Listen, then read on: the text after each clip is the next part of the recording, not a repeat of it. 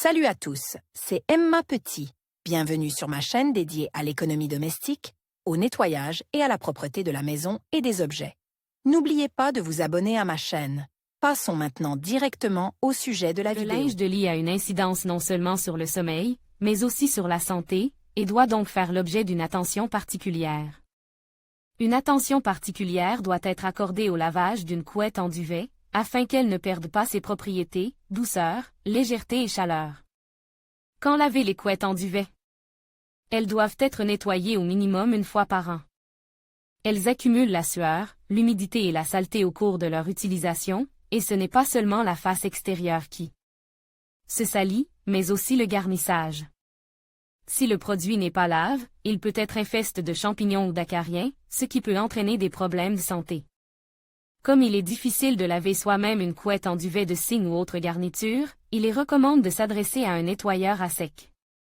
Les dimensions de la machine à laver ne permettent pas de traiter complètement l'objet, et le lavage à la main est une tâche lourde. De plus, la couverture doit bien sécher et il se peut que vous n'ayez pas d'endroit où la suspendre à la maison.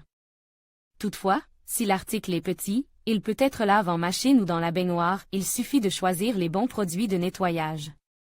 Si la couverture est sale, elle peut être traitée localement, afin d'éliminer les taches lorsqu'elles sont encore fraîches. Pour ce faire, on utilise des remèdes populaires et des produits chimiques ménagers. Ce qui est écrit sur l'étiquette, les informations figurant sur l'étiquette des vêtements et du linge de lit sont codées sous forme de symboles. Un symbole représentant une baignoire dans laquelle on trempe une main indique que le nettoyage manuel est autorisé, tandis qu'un symbole représentant une machine barrée signifie que le lavage automatique est interdit. Les chiffres indiquent la température à laquelle il est permis de traiter la couverture. Si un triangle est dessiné, le lavage et le blanchiment à la poudre sont autorisés, et le cercle indique un séchage à basse température.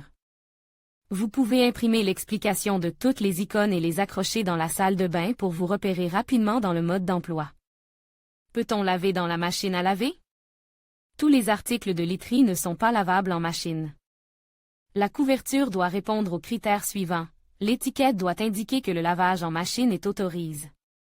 Il ne vaut pas la peine de risquer l'intégrité de la couverture si seul un lavage à la main est indiqué. Il est préférable de prendre du temps, mais d'obtenir un produit sans défaut après séchage. La couverture doit être placée dans le tambour de la machine de manière à ce qu'il y ait encore de la place. Lorsque la charge est maximale, le détergent est très mal éliminé, ce qui nuit à l'état du matériau et du rembourrage.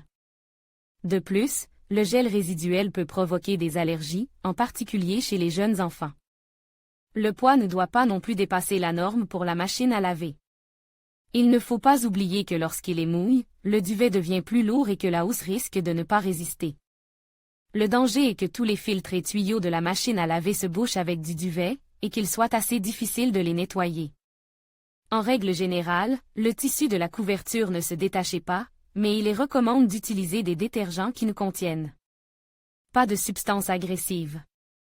Comment laver une couverture dans une machine automatique? La première chose à faire est d'inspecter le produit pour vérifier qu'il n'y a pas de trou ou de couture décousue. Si vous ne le faites pas, la couverture peut se déchirer pendant le lavage et il faudra alors nettoyer les peluches dans la machine. En outre, une partie du garnissage sera perdue et la couette ne sera plus aussi douce qu'avant.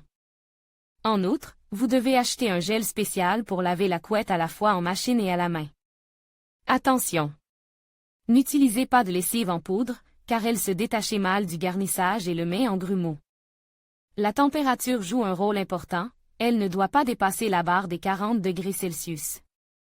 Sur le tableau de bord, sélectionnez le mode délicat et le double rinçage.